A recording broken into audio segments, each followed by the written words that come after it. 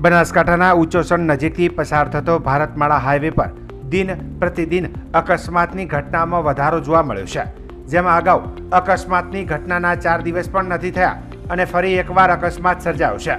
ત્યારે વારંવાર એક રાતમાં 3 અકસ્માત સર્જાતા ચકચાર મચી જવા પામી છે।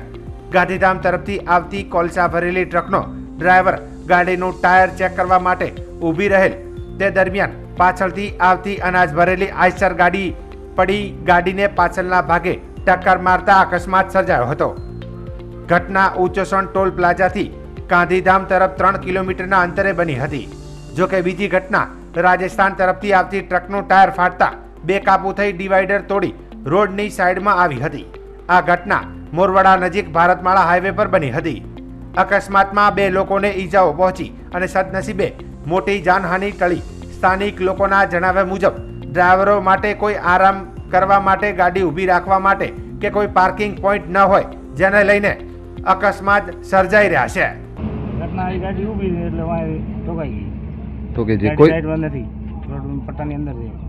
કોઈ નુકસાન અમારે કાંઈ નુકસાન નથી, ગાડીને નુકસાન થયું છે। ગાડીને નુકસાન થયું છે અમને। કેટલા વાગે ઘટના ઘટી છે? 4:30 4:30 વાગે। 4:30 बजे। और गाड़ी क्या ऊभी थी कि? हाँ, गाड़ी खड़ी थी। खड़ी थी। टायर वायर चेक कर रहे थे पीछे से। ओके। અને दूसरी गाड़ी पाछल जे पीछे वाली गाड़ी रनिंग में थी। रनिंग में थी, इसलिए टकराई। हाँ।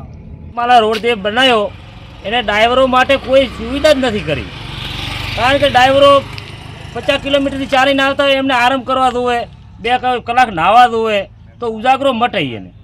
આ કોઈ સુવિધા જ નથી કરી। આ રોડ જે બેદરકારી છે, રોડવાળાના કારણે જ એક્સિડન્ટ થાય રહ્યા છે ભાઈ। કેટલા એક્સિડન્ટ થયા છે આ 5 દિવસમાં? રોડ ચાલુ થયા પછી 5 દિવસમાં કેટલા એક્સિડન્ટ થયા છે? 5 દિવસમાં આ ચોથો એક્સિડન્ટ છે। આ 4:30 વાગે ભાઈ ઊંઘમાં આવતો હોય, આને કોઈ આરામ કરવા માટે ચાહે જગ્યા જ નથી રાખી।